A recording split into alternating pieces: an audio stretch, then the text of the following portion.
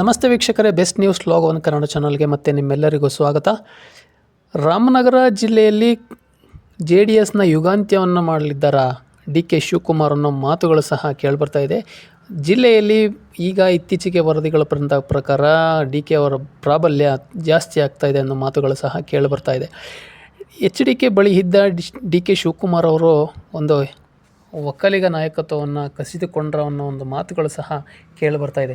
ಚನ್ನಪಟ್ಟಣವನ್ನು ದಶಕಗಳ ಕಾಲ ತಮ್ಮ ಪ್ರಭಾವದಲ್ಲಿ ಇರಿಸಿಕೊಂಡಿದ್ದ ದೇವೇಗೌಡರ ಕುಟುಂಬದ ಒಕ್ಕಲಿಗ ಪ್ರಾಬಲ್ಯವನ್ನು ಕಸಿದುಕೊಂಡಿರುವ DK ಶಿವಕುಮಾರ್ ಅವರಿಗೂ ಈ ಉಪಚುನಾವಣೆ ಗೆಲುವು ಮತ್ತಷ್ಟು ಬಲವನ್ನು ಸಹ ತಂದುಕೊಟ್ಟಿದೆ ಅಂತಲೇ ಹೇಳಲಾಗ್ತಾ ಇದೆ. ಚನ್ನಪಟ್ಟಣ, ಸಂಡೂರು ಮತ್ತು ಶಿಗ್ಗಾವಿ ವಿಧಾನಸಭಾ ಕ್ಷೇತ್ರಗಳ ಉಪಚುನಾವಣೆಯಲ್ಲಿ ಕಾಂಗ್ರೆಸ್ ಕ್ಲೀನ್ ಸ್ವೀಪ್ ಮಾಡಿರುವುದು ಭ್ರಷ್ಟಾಚಾರದ ಆರೋಪಗಳ ಸುಳಿಯಲ್ಲಿ ಸಿಲುಕಿರುವ ಮುಖ್ಯಮಂತ್ರಿ ಸಿದ್ದರಾಮಯ್ಯ ಅವರಿಗೆ ಒಂದು ಬೂಸ್ಟರ್ ಡೋಸ್ ಆಗಿ ಪ್ರರಿಣಮಿಸಿದೆ ಅಂತಲೇ ಹೇಳಲಾಗ್ತಾ ಇದೆ.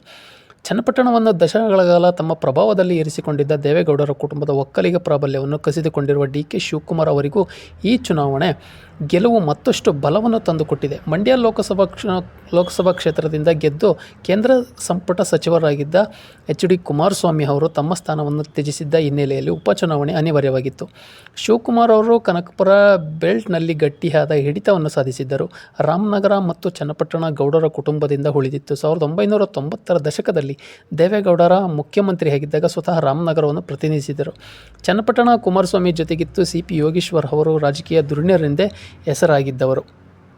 ಯೋಗೀಶ್ವರ್ ಪಾಳೆಯದಲ್ಲಿ ವಿರೋಧದ ನಡುವೆ ಕುಮಾರಸ್ವಾಮಿ ಪುತ್ರ ನಿಖಿಲ್ ಅವರನ್ನು ಕಣಕ್ಕಿಳಿಸುವ ಮೂಲಕ ಚನ್ನಪಟ್ಟಣ ಉಪಚುನಾವಣೆಯಲ್ಲಿ ದೇವೇಗೌಡರು ಮತ್ತು DK ಶಿವಕುಮಾರ್ ಕುಟುಂಬಗಳ ನಡುವೆ ನೇರ ಹಣಾಹಣಿ ಪರಿಣಮಿಸಿತು ಅಂತಲೇ ಹೇಳಲಾಗ್ತಾ ಇದೆ. ಟ್ರಂಪ್ ಕಾರ್ಡ್ ಆಗಿ ಬಳಸಿಕೊಳ್ಳುವ ಕುಮಾರಸ್ವಾಮಿ ತಮ್ಮ ಮಗನ ಪ್ರಚಾರಕ್ಕಾಗಿ 92 ವರ್ಷದ ದೇವೇಗೌಡರನ್ನು ಕರೆತಂದು ಭಾವನಾತ್ಮಕ ಗೇಮ್ ಆಡಿದ್ದರು. ಈ ನಡುವೆ ಉಪಚುನಾವಣಾ ಪ್ರಚಾರದಲ್ಲಿ ಸಚಿವ ಜಮೀರ್ ಅಹಮದ್ ಖಾನ್ ನೀಡಿದ್ದ ಹೇಳಿಕೆ ಒಕ್ಕಲಿಗರನ್ನು ಕೆರಳಿಸಿತ್ತು. ಆದರೂ ಕಾಂಗ್ರೆಸ್ 26,000 ಮತಗಳ ಅಂತರದಿಂದ ಗೆಲುವನ್ನು ದಾಖಲಿಸಿದ್ದಾರೆ.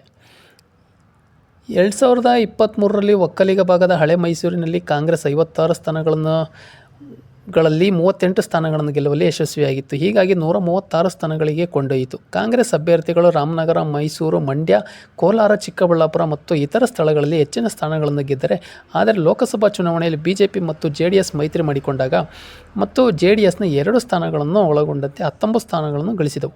ಶಿವಕುಮಾರ್ ಅವರ ಸಹೋದರ DK ಸುರೇಶ್ ಅವರು ಸೇರಿದಂತೆ 8 ಅಭ್ಯರ್ಥಿಗಳನ್ನು ಕಣಕ್ಕಿಳಿಸಿದರೂ ಕಾಂಗ್ರೆಸ್ ರಾಮನಗರದಲ್ಲಿ ಭಾರೀ ಅಂತರದಿಂದ ಸೋತಿದ್ದು, ಒಕ್ಕಲಿಗ ದೇವೇಗೌಡರ ಕುಟುಂಬವನ್ನು ಬೆಂಬಲಿಸಲು ಕಾಂಗ್ರೆಸ್ನಿಂದ ದೂರ ಉಳಿದಿದ್ದಾರೆ ಎಂಬ ಕಥಾನಕವನ್ನು ಕಾಂಗ್ರೆಸ್ ಹುಟ್ಟುಹಾಕಿದೆ.